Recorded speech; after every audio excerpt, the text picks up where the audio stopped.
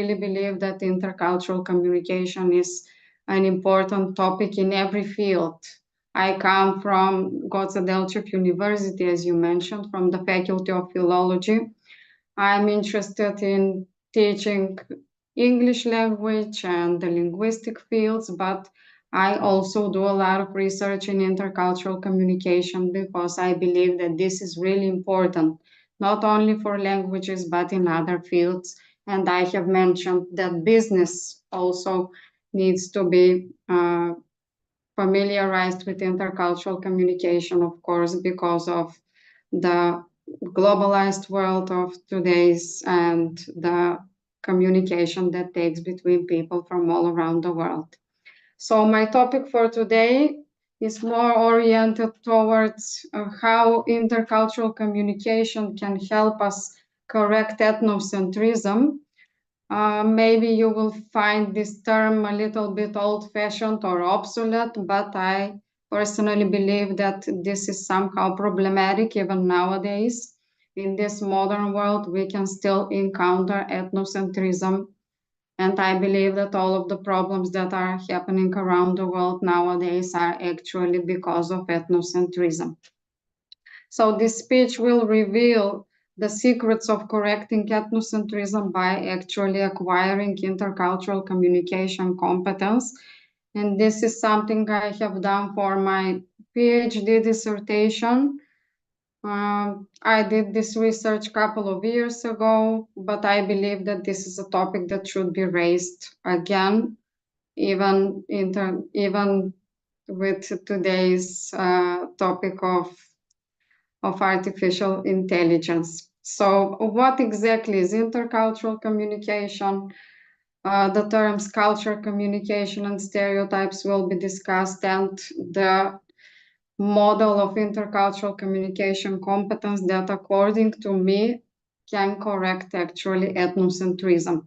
So intercultural communication was coined by Edward Hall in 1959, and nowadays is becoming an essential part in education, especially in my surrounding on the Balkans, but I believe that even in Canada, the United States, India, all around the world, this is a very important topic, and more training, knowledge, and research in this field is essential because of the recent trends in other branches as well. So this is the type of communication that takes place within members of different cultures and aims to understand the cultural values, beliefs, and norms of other parties. And the only way to achieve successful communication is only by understanding and accepting the differences between cultures. On the other side, ethnocentrism is an issue connected to intercultural communication. I believe that all of you know that it's a notion that appears within cultures and means that you believe that your culture is the best, your culture is superior to other cultures, but good intercultural training will focus on avoiding stereotypes and these kinds of beliefs in order to develop intercultural awareness. And as I previously mentioned, there is the very useful model by Bennett, which is called the developmental model of intercultural sensitivity that will be discussed further. What happens when you travel to other country? This is a very popular proverb when we teach intercultural communication. When in Rome, do as the Romans do. And this is not a, how to say, random proverb. It is a really popular proverb that discusses the meaning of culture. And according to dictionaries, you will see that when you are visiting another country, you should behave like people in that country. And this is a story that goes back in history when St. Augustine arrived to Milan, and then they had holidays and they had to fast, and people had the fast on different days. So he decided and he exclaimed at the end that he should fast on Saturday when in Rome, and when he is in Milan, he shouldn't do that. So in order to understand what is culture and what is communication, these terms need to be defined. Culture is often defined to interrelation to communication, and culture is communication and vice versa. The symbols include group skills, knowledge, attitudes, values, and motives, and we have to understand that culture is not something that can be observable. It doesn't mean that if I meet you for the first time and you are from Canada or from India or from Egypt, I will understand everything about your culture. It is not observable to the eyes, but one needs to realize that cultures have different conducts, values, beliefs specific for that particular community. And here is the very interesting quote by Edward Hall, that every culture is possible and no culture is dominant over the other. These are some of the models I use to represent what is culture, just to show that culture is not observable.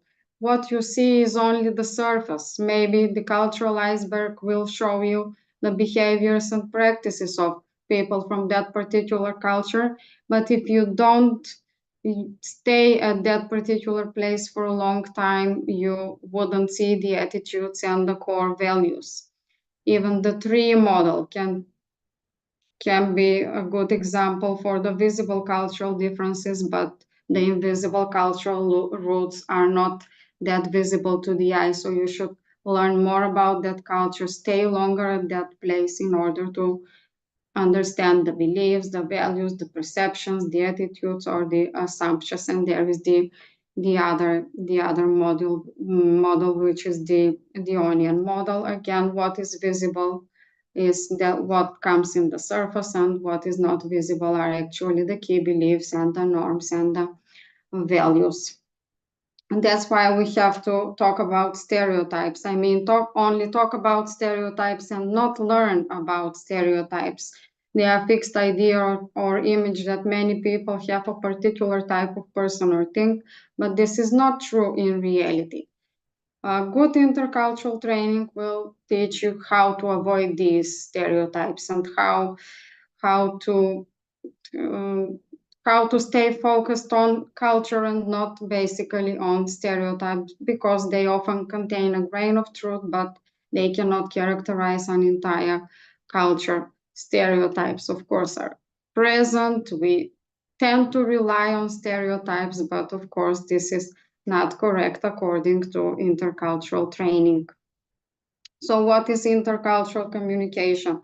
Intercultural communication actually takes place between people from different cultural references. They perceive themselves as pertaining to different cultures. However,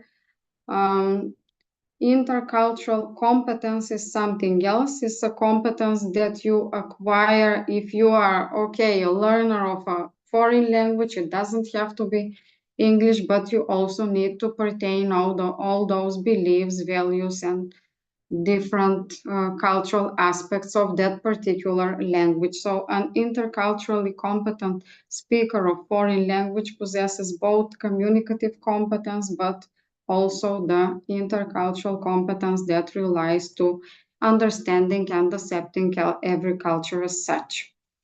A lot of research has been done in this field, even though it's a new field. The Byram's model, whose concept is in accordance to the linguistic competence, sociolinguistic competence, and discourse competence, and it combines skills, discovery, interaction, intercultural attitudes, built into a system of intercultural competence. And here the role of a language is to develop skills, attitudes, and awareness of values just as much as to develop a knowledge of a particular culture or country.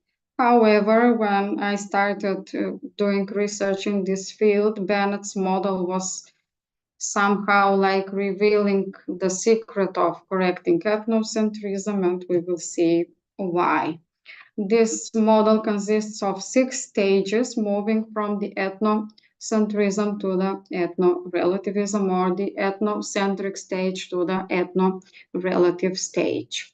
Have a look at this picture, and I believe that this is something that can help us correct our ethnocentric conduct by moving from denial, defense, minimization towards acceptance, adaptation, and integration. The first stage of ethnocentrism is actually denial, and at this stage, people are not even aware that the other culture exists. This is really a pity, and their own vision of the world is not challenged to see other cultures as they are.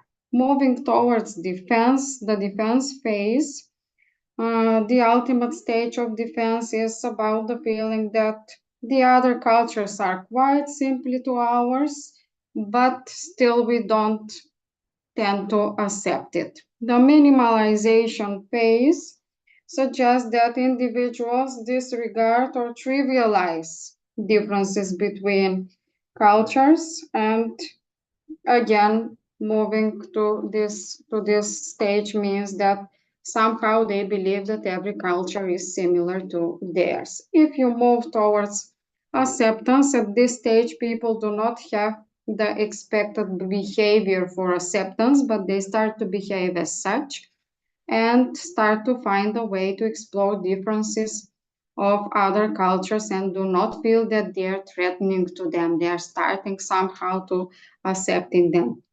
The second stage of the ethno-relative phase is essential for the development of intercultural communication. And this process of acceptance of different cultures is a process of changes in behavior and perception of the world, and it is the heart of intercultural communication. Finally, the integration means that these people are now ready to interact comfortably with a variety of cultures, meaning that this stage is only being developed after certain periods of living in different locations, whereas this person contacts with other cultures and tends to learn and understand their different conduct. So I really believe that this model can be helpful in fighting with ethnocentrism and moving towards ethno-relativism. There are even already made questionnaires that can help in research in this field, and I have done a lot of research in my surrounding. I have researched what is the level of the teachers in my country to a neighboring country, and also a comparison between the students. However, the results were that in my surrounding, there is a problem with accepting different cultures from the parts of the adults. However, students tend to be more open to accept different cultures, and this is due to the fact that nowadays we have a lot of projects. Nowadays, the students tend to travel a lot, meet students from other countries because of different projects, but the situation is a little bit problematic with the adults. I've done a lot of workshops with teachers, and trust me, I really believe that adults are the problem in this with this field in my surrounding, because they are somehow close to learn and accept different cultures, and this is due to a lot of reasons, historic reasons, which can be another topic. So what are the aims of intercultural communication competence? Previously, because I'm an English language teacher, the ultimate goal of learning English was to attain the native speaker competence. All of us really believe that this is the highest level of learning the language, but nowadays this is not the case. Nowadays it is important for us to communicate, right? To understand each other and to, of course, attain the intercultural communication competence. So this approach trains leaders to be diplomats, to be able to view cultures from a perspective of having informed understanding, and this aim really displaces the long-standing objective of English language teaching, that is to attain the native speaker proficiency. To sum up, culture means the characteristics, knowledge of a particular group of people, their language, their religion, food, social habits, music, and arts. However, intercultural communication is actually the communication between people from different culture. And why do we actually need intercultural communication competence? The answer is that we do not need to acquire the native speaker proficiency, but rather to improve reading, writing, speaking, and listening skills, and of course the cultural skill, because this teaches us to be diplomats, not to be like a British speaker or American speaker or Canadian speaker, etc. These are some reflective questions for us to test each other and see how truly open are we to other cultures. For example, if we answer, if we are truly open to other cultures, do we make quick assumptions about people coming from different cultures? Do I measure an unfamiliar person's behavior based on my cultural conditions, expectations? Do I value those from different backgrounds? How do I demonstrate that I value others even when I disagree with them? Am I eager to learn about different cultures, especially about my colleagues' backgrounds or my students' background, or do I make an effort to learn more? And of course, the topic of my presentation was focused on ethnocentrism and fighting ethnocentrism.